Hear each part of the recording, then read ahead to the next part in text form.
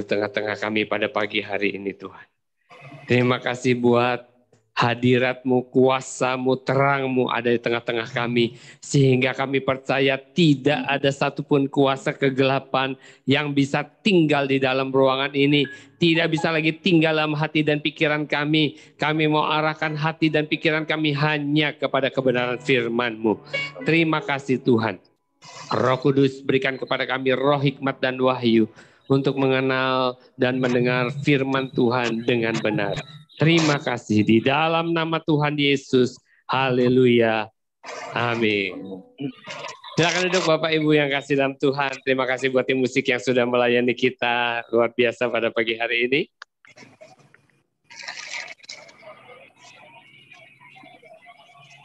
Bapak Ibu, di dalam pelayanan Tuhan Yesus dan murid-muridnya di dalam memberitakan Injil, mereka selalu menyampaikan satu topik yang tidak pernah, saya ulangi, tidak pernah disampaikan oleh nabi-nabi yang ada di Perjanjian Lama.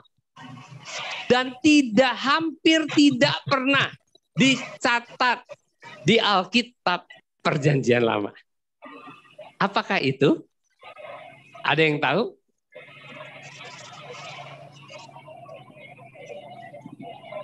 Tuhan Yesus dan murid-muridnya selain memberitakan Injil Kerajaan Allah, mereka selalu menyelipkan satu topik. Dan topik itu adalah tentang iblis dan setan-setan. Siapakah mereka? Bagaimana sepak terjang mereka? Tuhan Yesus dan murid-muridnya membongkar semua tipu daya mereka, membuka kedok mereka, melawan dan mengusir mereka. Dan mereka juga memberikan peringatan kepada orang-orang supaya mereka tidak tertipu oleh iblis dan roh-roh jahat. Dan hari ini saya ingin kita semua mendengarkan berita yang sama. Saya ingin kita memberikan peringatan bahwa ada tipu muslihat iblis yang seringkali tanpa kita sadari kita dengar hampir mungkin setiap hari. Dan saya perlu memberikan kata pengantar ini dengan jelas bahwa saya bukan khotbah tentang iblis, tapi saya memberikan peringatan akan tipu muslihat iblis. Saya perlu memberikan kata pengantar yang cukup jelas karena hari-hari ini ada banyak orang yang suka memelintir ya kata-kata ya sehingga menimbulkan kegaduhan. Sama seperti hari-hari ini Menteri Agama kita ya videonya diedit dan akhirnya menimbulkan kegaduhan. Dan beberapa tahun yang lalu juga pernah terjadi pada saudara kita Ahok.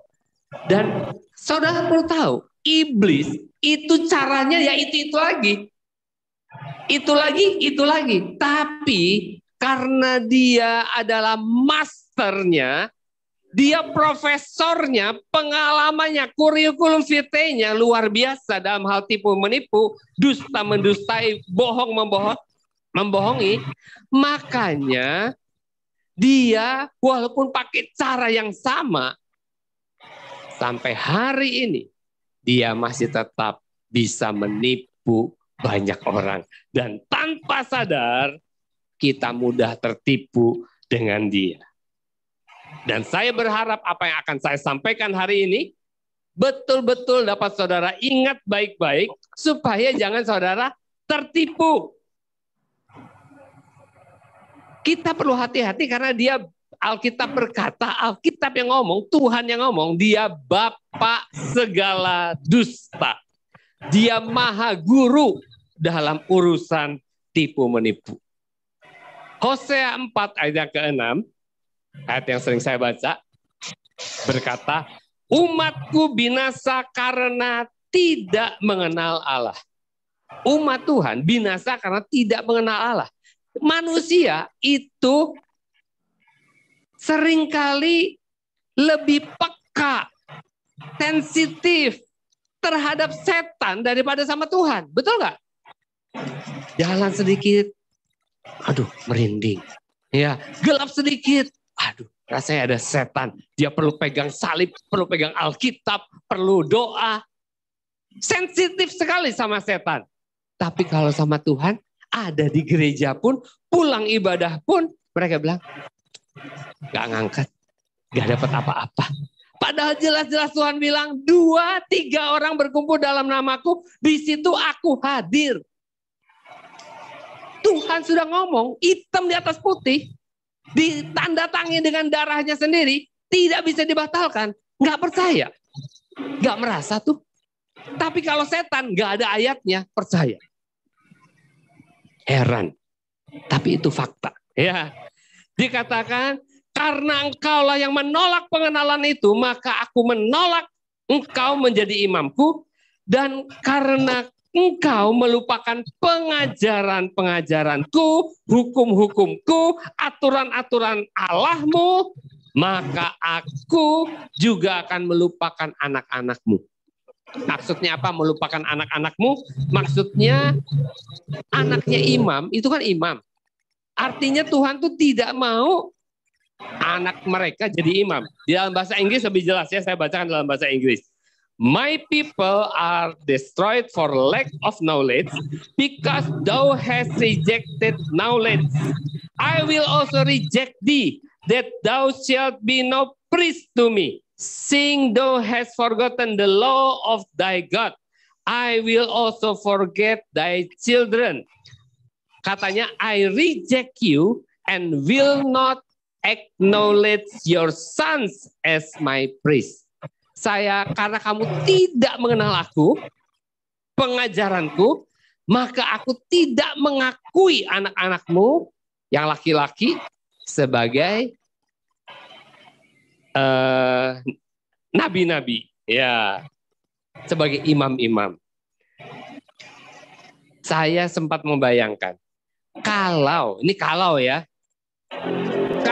saya itu iblis, maka saya pasti akan melakukan segala upaya yang saya bisa untuk menjauhkan orang-orang jemaat dari Alkitab, dari membaca firman Tuhan. Saya akan mengatakan apa yang saya bisa katakan untuk menipu, untuk membohongi, untuk mendustai orang-orang. Saya akan mengatakan segala sesuatu yang saya pikir dapat mempengaruhi pikiran saudara, supaya saudara akhirnya mengambil keputusan untuk mengabaikan Alkitab. Saya akan mengalihkan dan menghalangi saudara baca Alkitab dengan nonton YouTube, main game, lihat TikTok, baca WA, scrolling, ya. Supaya waktu saudara habis dan saudara tidak punya waktu lagi untuk membaca firman Tuhan. Paulus berkata di dalam 2 Korintus 2 ayat 11, supaya iblis jangan beroleh keuntungan atas kita, sebab kita tahu apa maksudnya. Di ayat yang di terjemahan lain dikatakan, karena kita tahu tipu muslihatnya. Jadi Paulus kepingin supaya kita bertindak sedemikian rupa supaya iblis jangan mendapat keuntungan sedikit pun dari hidup kita. Kita tahu siapa iblis. Siapa? Pencuri, pembunuh, pembinasa, pembohong. Pengalaman kerjanya ribuan tahun. Dan yang ditipu oleh dia sudah tidak terhitung jumlahnya. Jadi kita bisa tahu betapa liciknya dia, sehingga kita perlu ekstra hati-hati. Itulah sebabnya hari ini saya ingin kita semua mendengarkan satu tema yang yang saya sebut dengan kebohongan setan yang paling licik tentang Alkitab. Ada beberapa kebohongan yang sering kita dengar yang perlu kita sadari. Yang pertama, bisa ditampilkan PowerPoint-nya. Yang pertama. Kebohongan yang pertama, kamu sudah tahu, jadi tidak perlu dibaca lagi. Waktu saudara mau baca Alkitab, waktu saudara dengar firman Tuhan, atau saudara sedang dengar khotbah, misalnya, ada pikiran dari kepala saudara, udah tahu, udah pernah dengar, udah pernah baca, habis ini itu, habis itu ini, ya kan? Pernah nggak kita pikir gitu? Pasti pernah, ya. Udah tahu, saya juga sering kalau ada pendeta khotbah, udah pernah dengar nih, habis ini pasti ceritanya ini, pasti kesaksiannya ini. Udah pernah dengar, orangnya ini juga yang khotbah. Dikhotbahin lagi. Udah tahu. Ya, jadi males langsung dengernya. Ya. Tapi saya mau beritahu itu kebohongan yang disampaikan oleh setan. Merasa diri kita sudah tahu semuanya. Saya pernah dengar ayat ini, perikop ini, saya pernah baca sendiri. Tapi itu tidak berarti kita sudah tahu semua. Saya sudah 30 tahun bertobat, baca Alkitab, bisa dibilang jarang sekali bolong. Setiap hari pasti baca Alkitab. Dan bukan hanya sekedar baca, saya mempelajari Alkitab. Dan banyak hal yang saya sudah tahu, tapi saya tidak pernah berani berkata bahwa saya sudah tahu semuanya.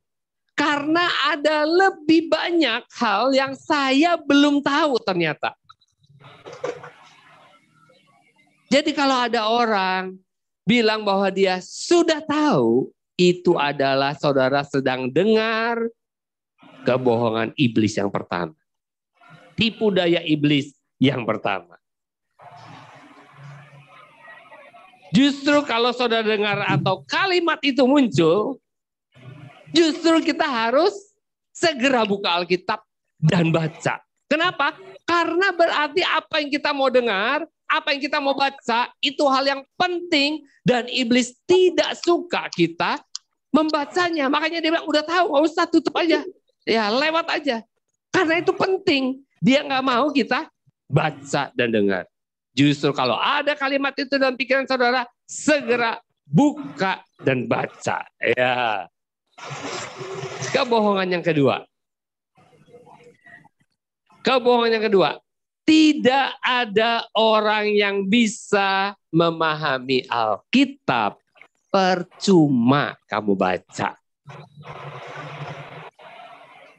Alkitab itu misterius. Susah untuk dipahami. Saya mau bilang sama saudara, itu kebohongan kedua yang disampaikan setan iblis ke dalam pikiran kita. Saya mau saksikan kepada saudara, ada banyak anak-anak sekolah minggu, anak-anak kecil yang dapat memahami banyak hal tentang Alkitab. Satu hari ada dua orang astronot namanya Neil Armstrong dan Yuri Gagarin. Dua orang pertama yang naik Apollo 12, yang pertama kali menginjakkan kakinya di bulan.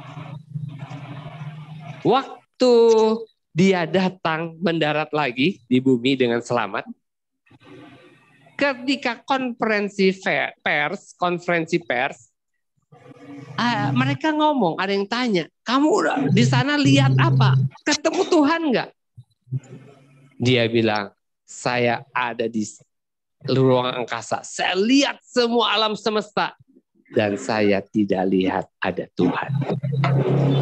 Waktu dia komentar situ, ada seorang anak sekolah minggu, anak kecil yang berkata, kata Alkitab, hanya orang yang Kudus yang bisa melihat Tuhan.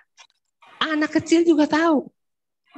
Ya, jangan pikir bahwa Alkitab itu sulit. Alkitab itu dibuat sesederhana mungkin sehingga anak kecil pun bisa mengerti. Tapi walaupun itu sederhana, sampai hari ini para ahli, para teolog, para sarjana-sarjana terus menyelidiki Alkitab, terus mempelajari Alkitab, terus mencari kebenaran Alkitab. Walaupun sederhana, tetapi sampai orang-orang yang paling pintar pun, mereka terus mempelajari karena ada banyak hal yang mereka tidak ketahui. Dan para hamba-hamba Tuhan, sejak gereja ada, 2000 tahun yang lalu, sampai hari ini, terus mengkhotbahkan. Jadi saudara bisa tahu betapa pentingnya kita sadar akan kebohongan setan. Yang ketiga, kebohongan yang ketiga, Alkitab itu membosankan. Ngapain dibaca? Ya, siapa yang suka bosan baca Alkitab? Wih, cuma satu yang ngaku. Yang lain gak ada yang ngaku. Ya.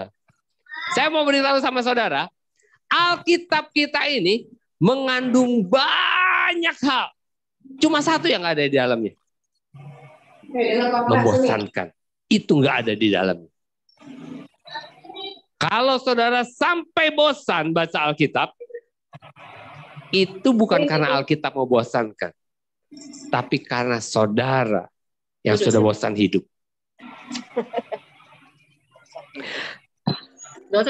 Apakah makan itu membosankan? Semua orang dari kecil sampai tua makan terus, nggak bosan.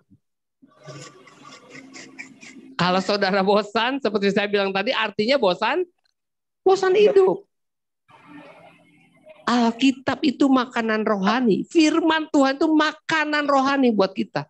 Kalau kita bosan, berarti rohani kita sedang menuju kematian. Betul. Ya, nggak bosan tiap hari isep oksigen terus. Sekali-kali isep yang lain. Asap knalpot. Ya. Ya kan? Nggak bosan? Nggak, karena itu kebutuhan. Kalau nggak, mati kita. Demikian juga firman Tuhan. Ya. Kebohongan keempat. Alkitab bukan untuk kita. Sebaiknya diserahkan saja kepada pastor-pastor, pendeta-pendeta, teolog-teolog, rohaniwan-rohaniwan. Jadi bukan tugas kita untuk baca Alkitab.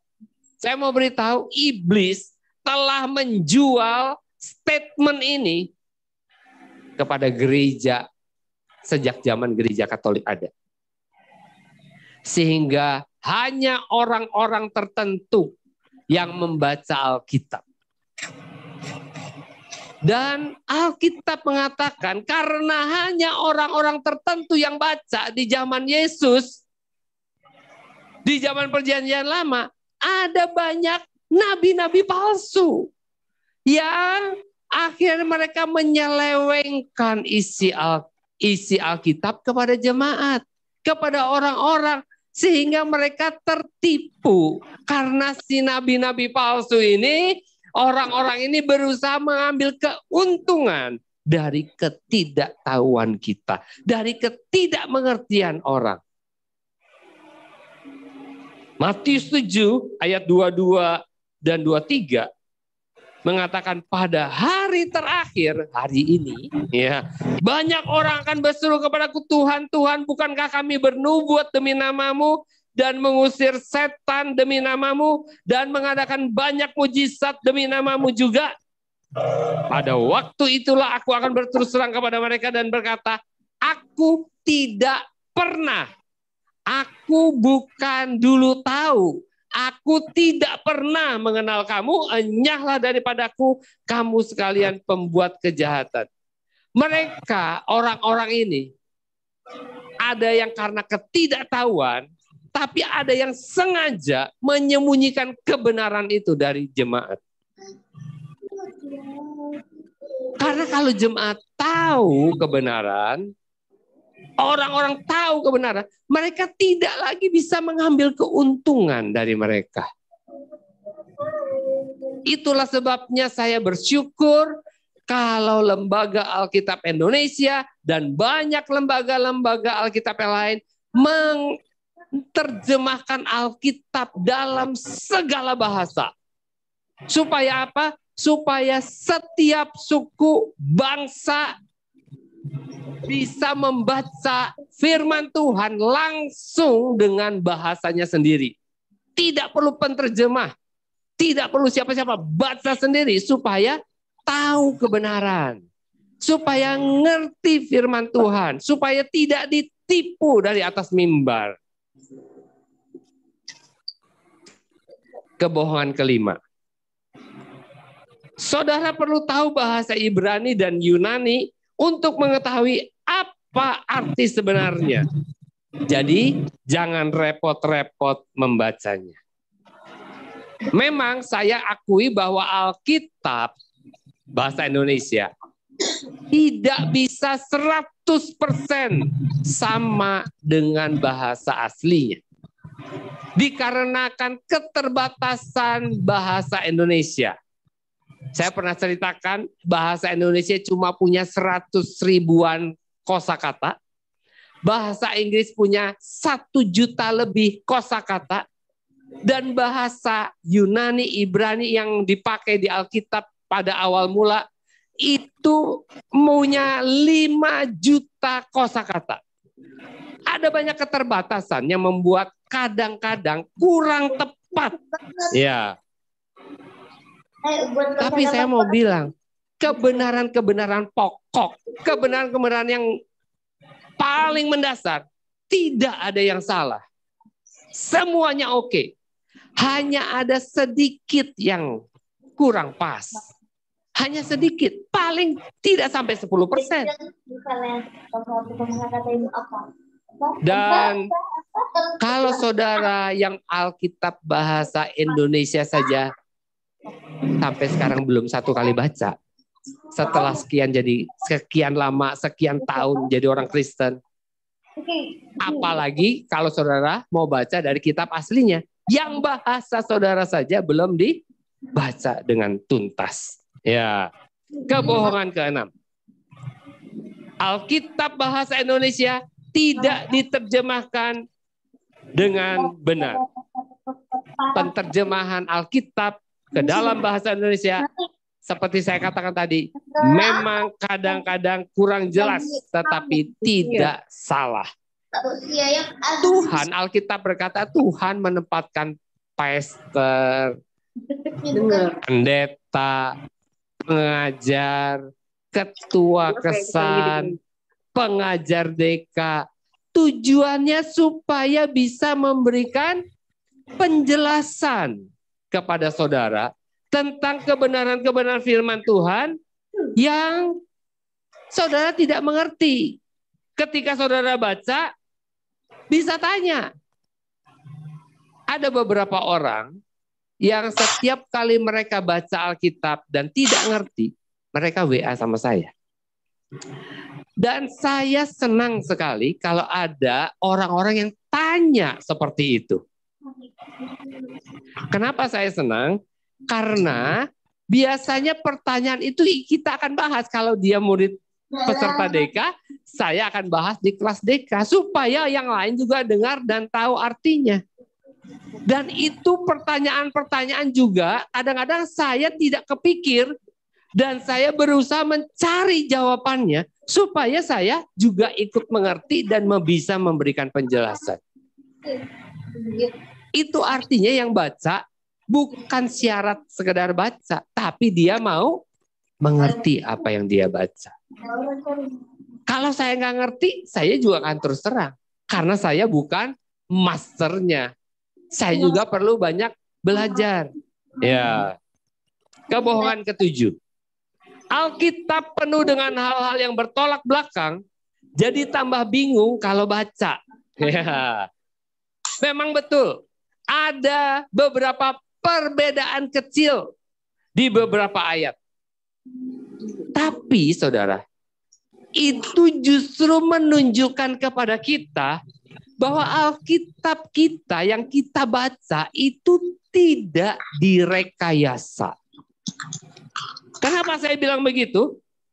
Saya yakin para penulis punya maksud tertentu ketika mereka menuliskan. Mereka tidak sekedar menulis, mereka tidak sembarangan menulis, mereka punya alasan kenapa mereka tulis hal itu.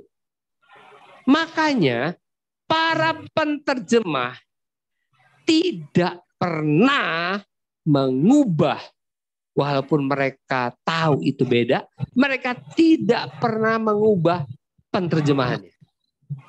Padahal kalau mau, merekalah yang punya kesempatan paling besar untuk mengubah sedikit supaya kelihatan sama. Bisa nggak? Bisa. Kesempatannya ada.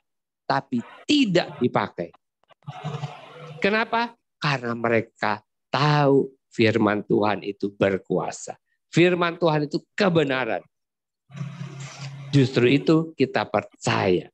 Karena tidak diubah sama sekali. Kalau mereka menambahkan sesuatu atau mengurangi sesuatu dari kata-kata aslinya, mereka selalu menaruh catatan kaki di situ. Bukan catatan pakai kaki, ya. Catatan kaki itu apa artinya? Hah? Ya pokoknya catatan lah di situ bahwa aku nambahin kata ini supaya jelas, aku mengurangi kata ini karena alasan ini, ya begitu ya. Jadi dalam hal ini setan pun mengatakan setengah kebohongan kepada kita.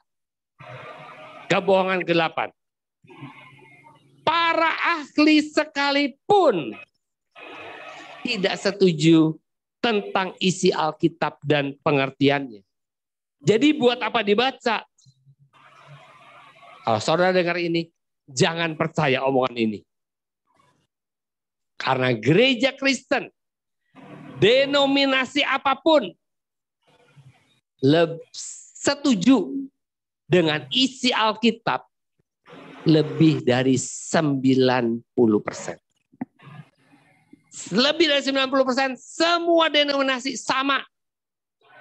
Hanya kira-kira 10% saja yang isinya sering diperdebatkan antar denominasi.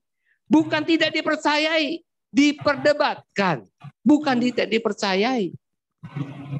Jadi bukan karena para ahli tidak setuju isinya, bukan. Dan itu hanya 10%. 90% mereka setuju semua, ya. Kebohongan ke-9. Alkitab sudah ketinggalan zaman. Tidak up to date lagi.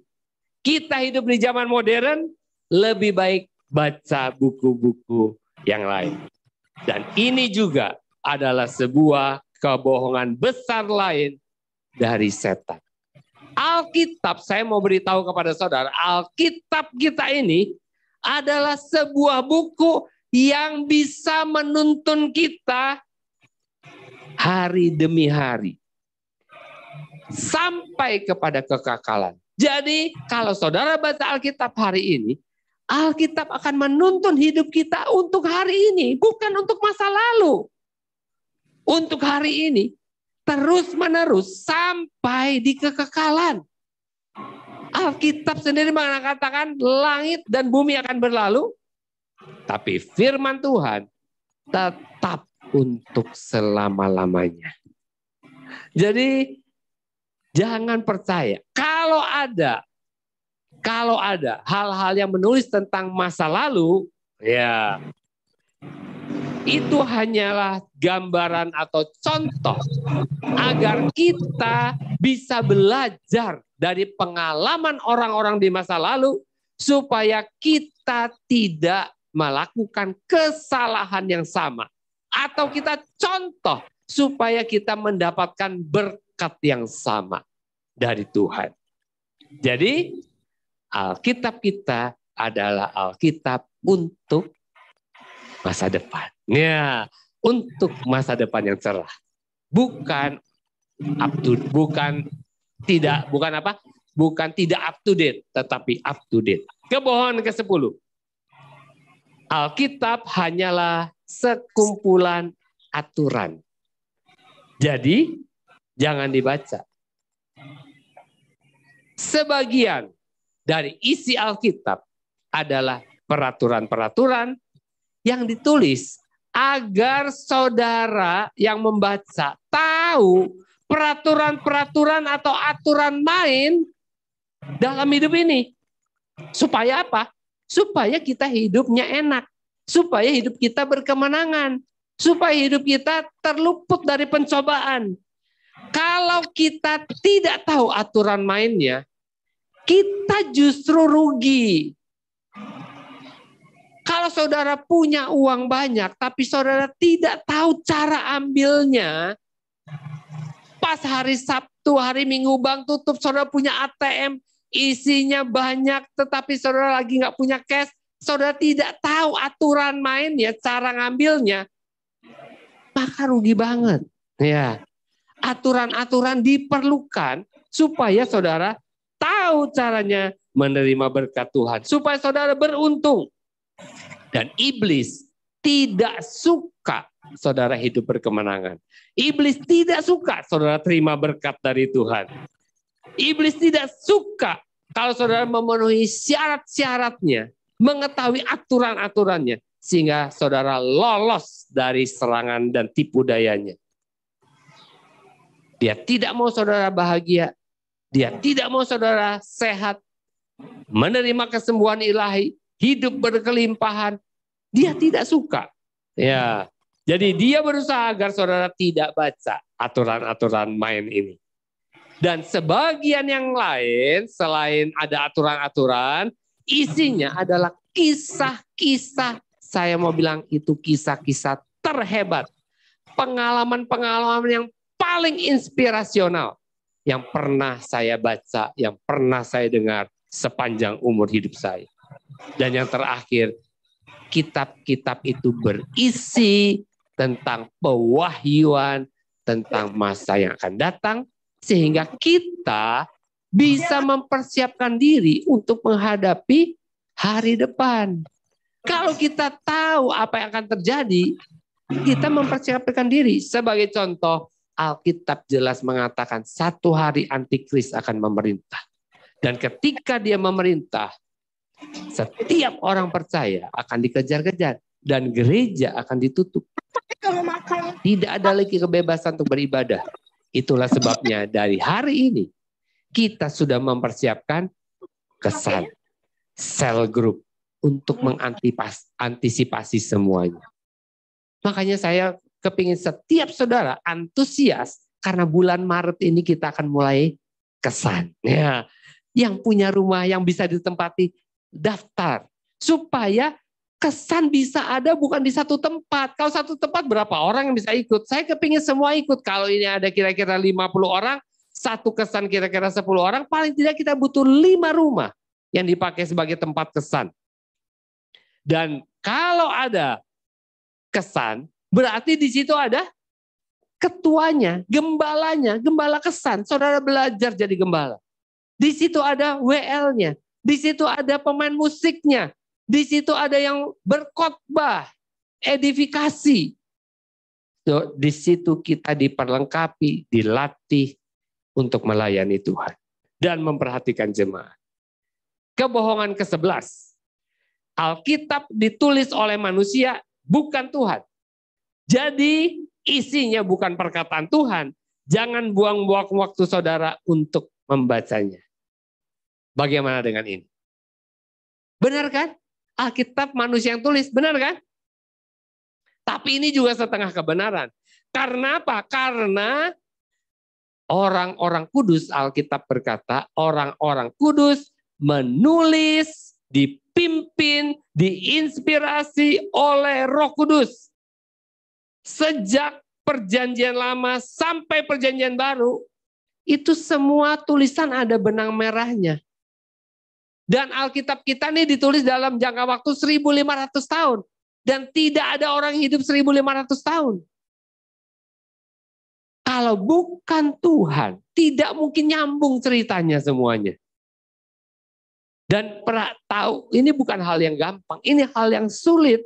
Jadi kalau bisa nyambung semuanya dari generasi ke generasi dan tidak ada yang banyak yang tidak kenal satu dengan yang lain, berarti ada satu oknum yang menginspirasi, yang mewahyukan pesan-pesan itu kepada mereka. Siapa? Tuhan sendiri. Ya.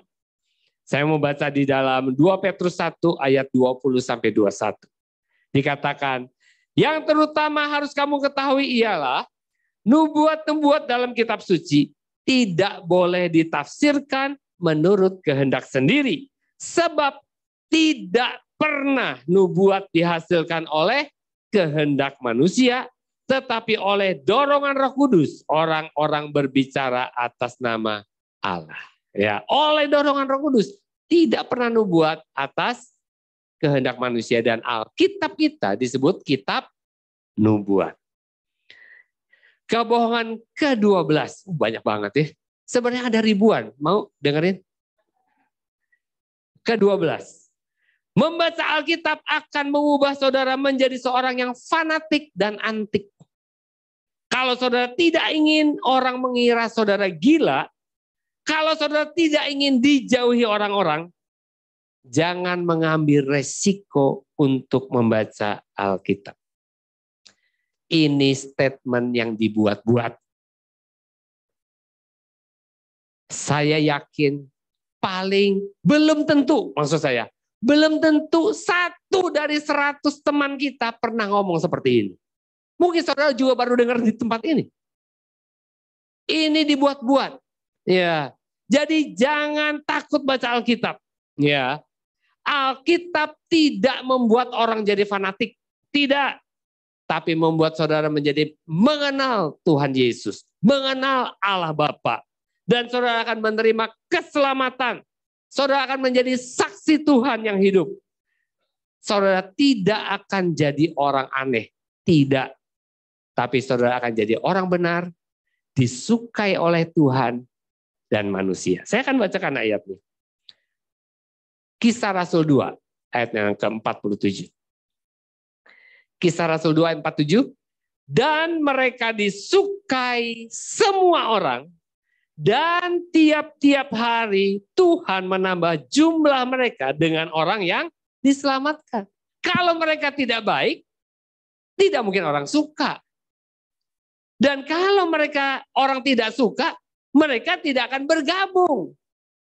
Tetapi kita tahu, waktu gereja mula-mula berdiri, Tuhan membuat jumlah mereka betul-betul benar-benar berlipat kali ganda.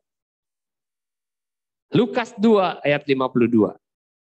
Dan Yesus makin bertambah besar dan bertambah hikmatnya dan besarnya dan makin dikasihi oleh Allah dan manusia. Yesus tinggal dalam hati kita. Kalau Yesus tinggal dalam diri kita, maka hal yang sama akan terjadi. Saya pernah punya pengalaman.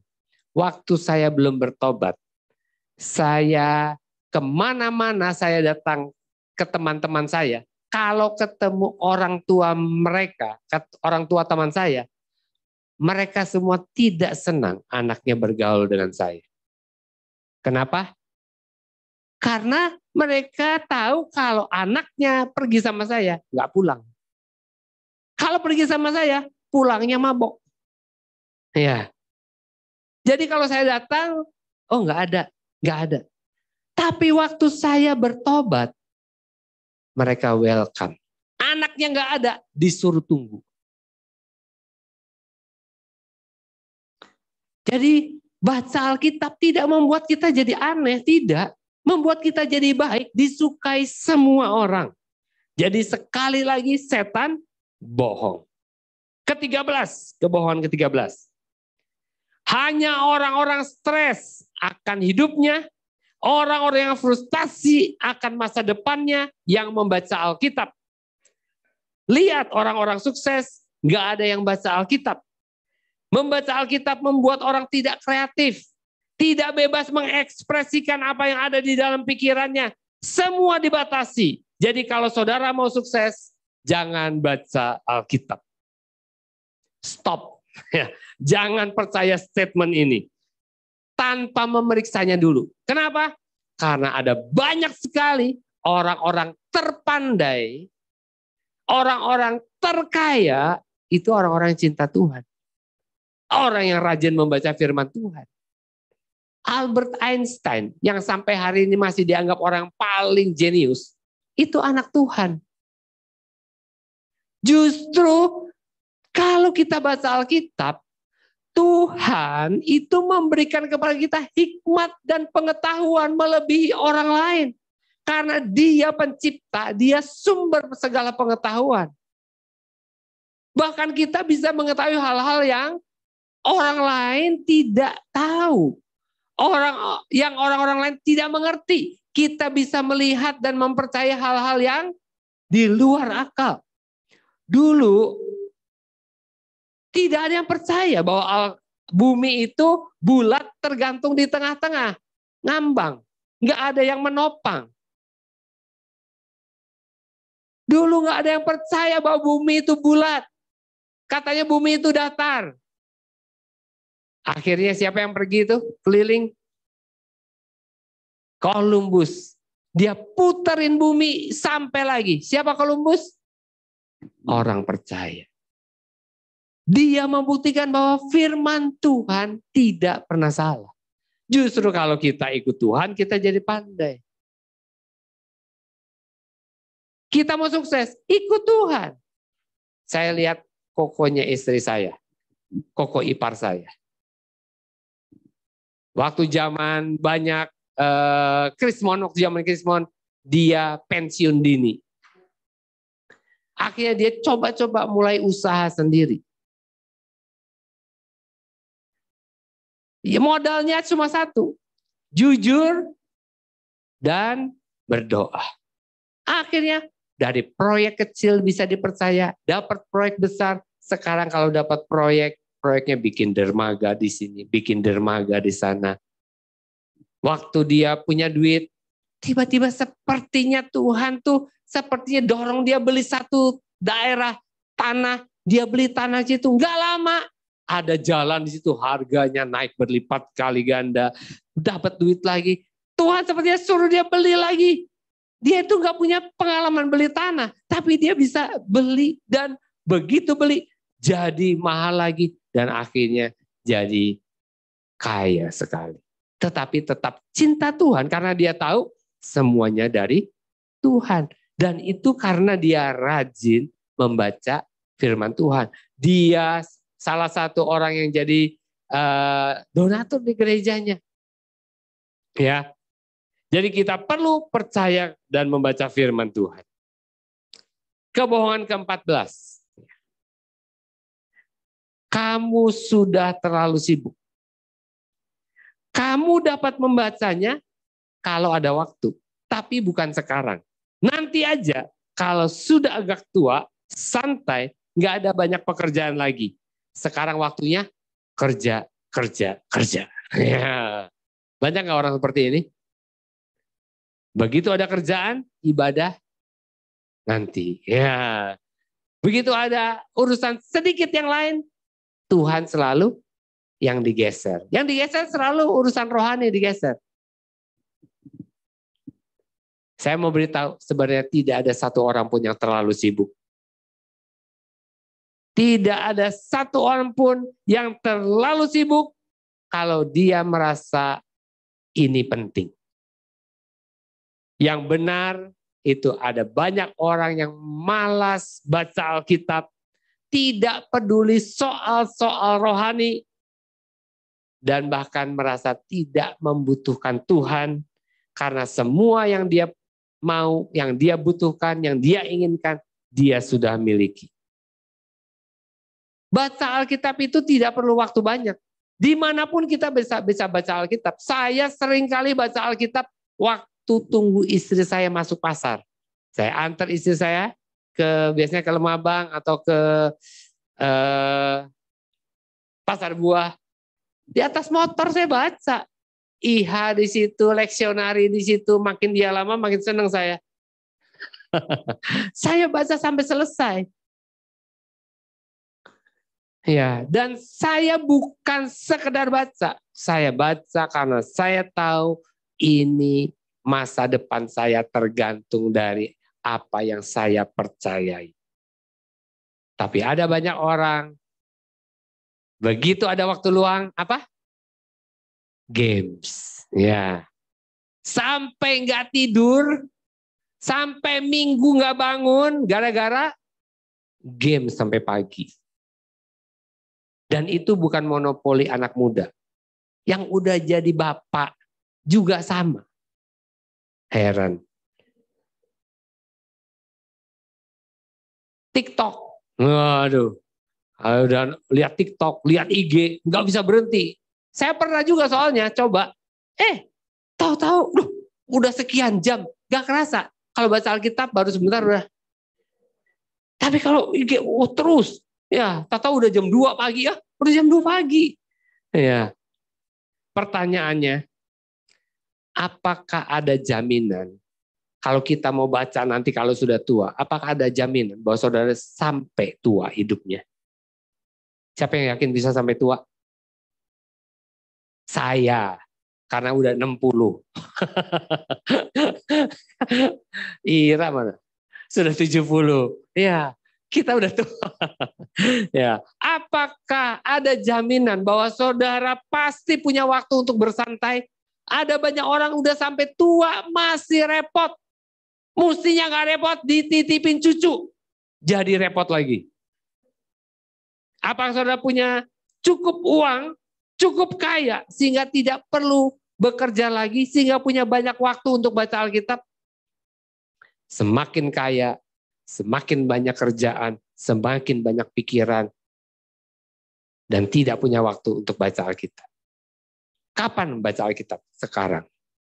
Mulai hari ini, ambil satu komitmen untuk baca Alkitab. Masih ada ribuan tipu daya iblis. Tapi kalau saudara mengerti firman Tuhan, isi Alkitab, iblis akan sulit sekali menipu saudara.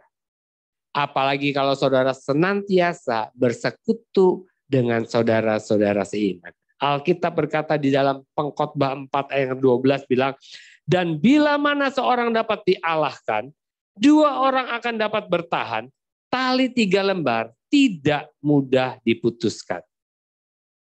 Saudara, iblis akan menggunakan berbagai macam cara supaya saudara tidak membaca Alkitab.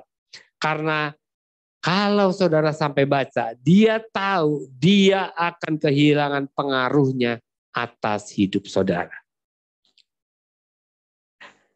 Ini statement penting sekali, dengar baik-baik. Kalau saudara mempercayai siapapun, pendeta sekalipun, lebih dari Alkitab, saya mau katakan, sebenarnya saudara sedang mempercayai dusta. Betul. Saya juga sama.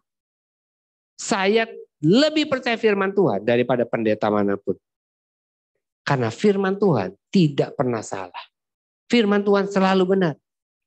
Jadi jangan sampai saudara percaya yang lain lebih daripada firman Tuhan. Ada yang bilang ini, saya tanya, kenapa kok belum dibaptis Roh Kudus? Belum berbahasa roh. Oh, soalnya saya takut. Saya takut kalau saya berbahasa roh, yang keluar itu bahasa setan. Saya bilang, apa ada ayatnya?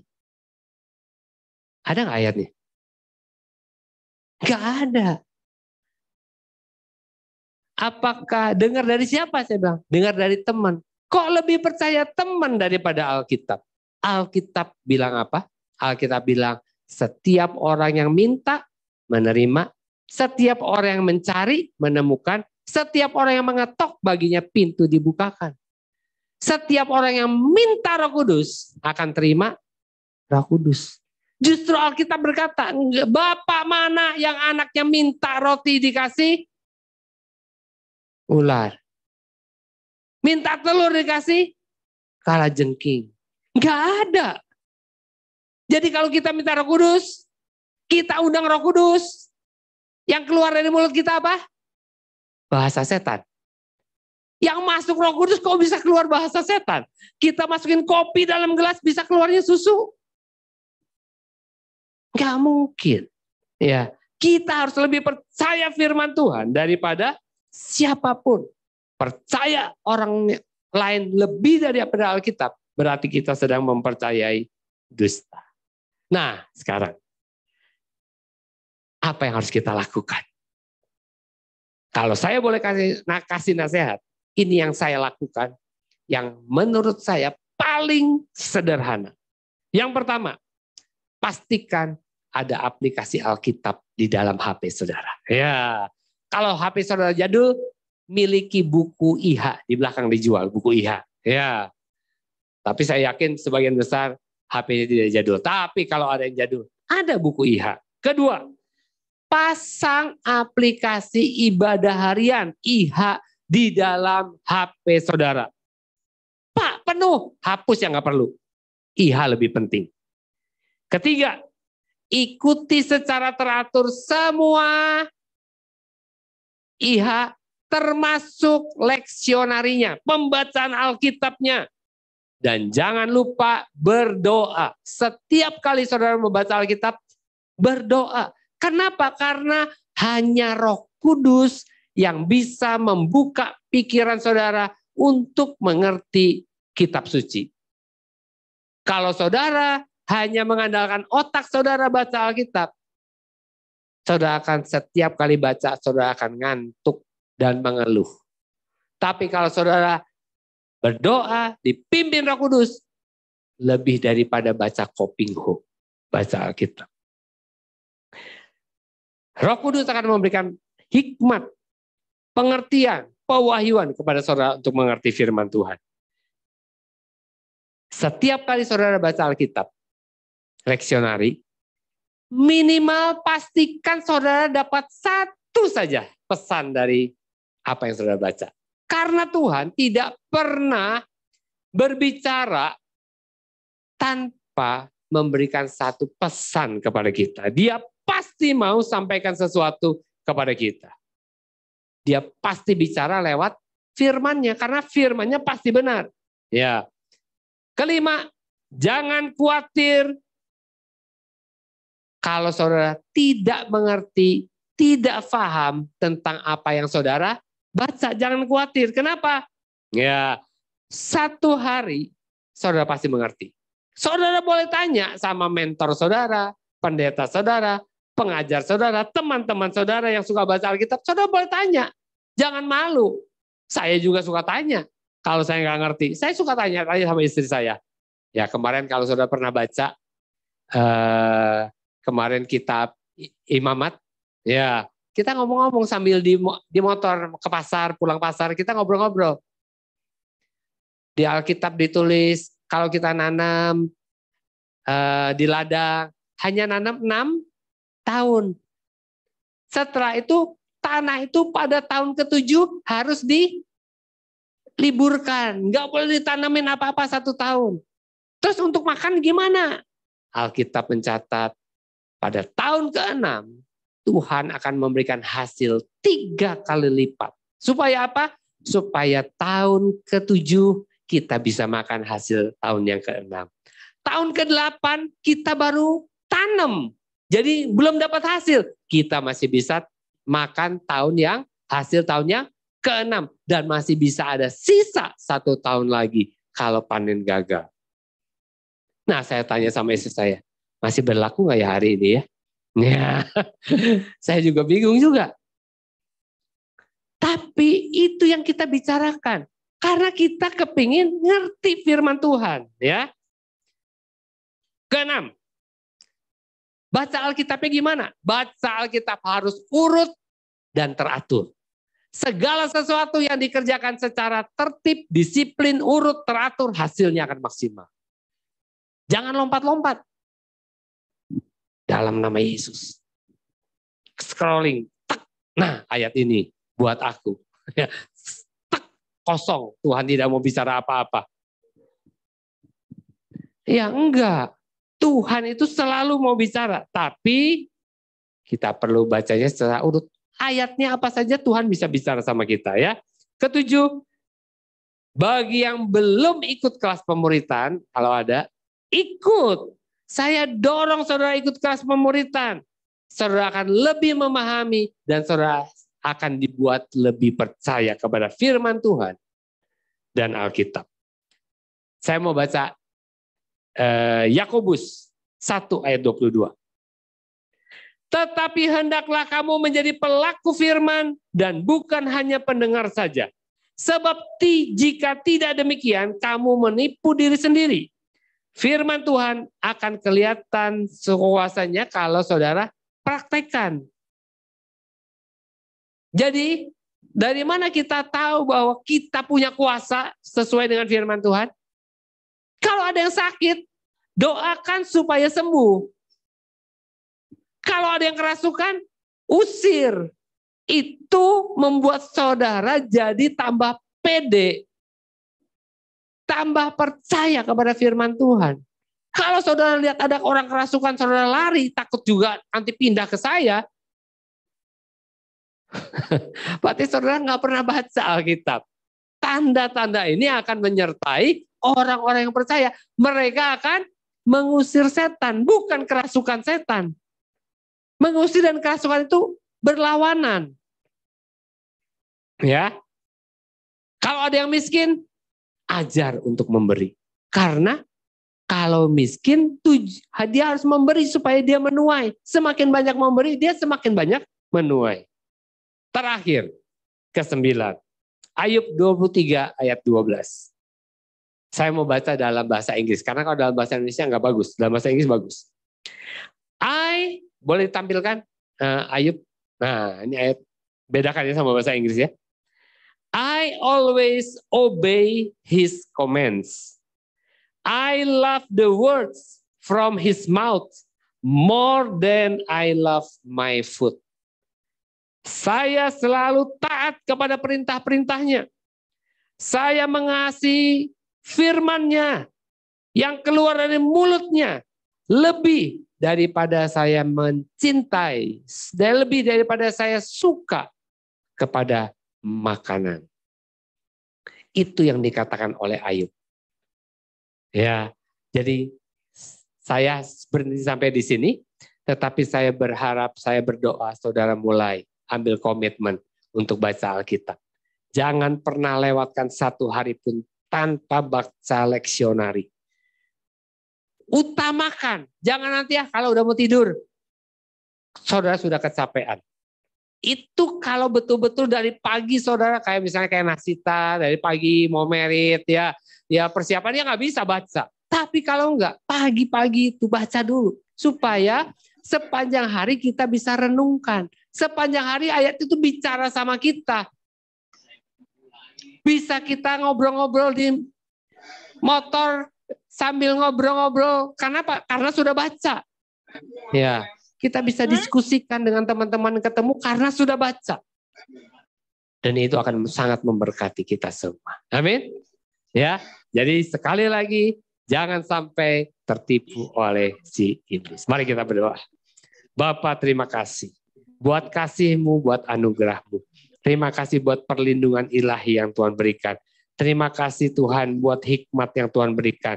Pengertian-pengertian, pewahyuan yang Tuhan berikan. Supaya dan sehingga kami tidak lagi tertipu oleh si jahat. Kami serahkan hidup kami sepenuhnya ke dalam tangan Tuhan. Tolong setiap kami untuk peka kepada suara Tuhan. Dan bukan peka kepada yang lain. Terima kasih di dalam nama Tuhan Yesus. Haleluya. Amin. Tuhan Yesus memberkati kita semua.